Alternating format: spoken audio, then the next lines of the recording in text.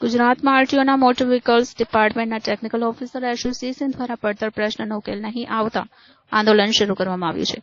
આજે નો login day અભિયાન ચલાવવામાં આવ્યું છે. કર્મચારીઓ કચેરીમાં લોગિન નહીં કરી વિરોધ નોંધાવ્યો છે. તેથી તમામ કામગીરીઓ ખોરવાઈ છે.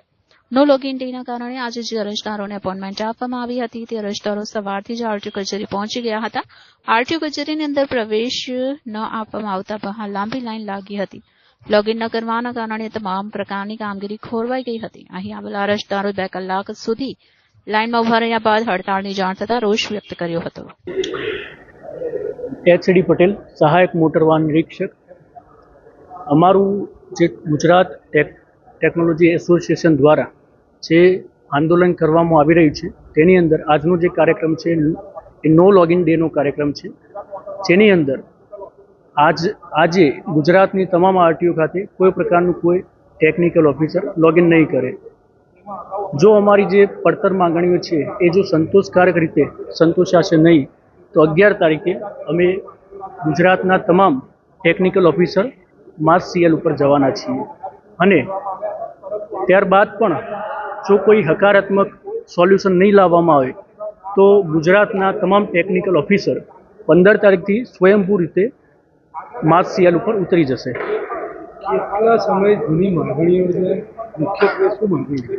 ઘણા લોકોના પ્રોબેશન પૂરા થયે 1 વર્ષ થઈ ગયું છે, 1 વર્ષથી પણ વધારે સમય થઈ ગયો છે, પણ એ લોકોનું હજુ સુધી પ્રોબેશનની કામગીરી પૂરી કરવામાં આવેલ નથી. ઘણા લોકોના પ્રમોશન ઘણા સમયથી બાકી રાખવામાં આવ્યા છે. એન્ફોર્સમેન્ટની કામગીરી દરમિયાન ઘણા બધા અમને તકલીફો પડી રહી છે. એટલે આ બધી જે પ્રોબ્લેમ છે અમે ઘણા સમયથી અમારા તરફથી કહેવામાં આવી છે, પણ એનું આજ સુધી કોઈ પ્રકારનું સોલ્યુશન હકારાત્મક રીતે લાવવામાં આવેલ નથી. સરકાર દ્વારા તમારા હકારાત્મક નિર્ણયની વાત કરીએ તો એ શું બહાનું બતાવો છે કે કઈ રીતનું એ વાત છે? કોઈ એ લોકો કંઈ સોલ્યુશન લાવતા નથી. ઘણા સમયથી અમે અમારી પડતર માગણી એમને કહેલી છે, પણ એનું કોઈ આજ સુધી સોલ્યુશન લાવવામાં આવેલ નથી. વાત કરીએ તો આજે જે એપોઇન્ટમેન્ટ એ બધું છે એને કઈ રીતે પછી આગળનું કામ? હા, એનું અમે એરેન્જમેન્ટ કરી દીધું છે અને રીશિડ્યુલનો મેસેજ આવી જશે.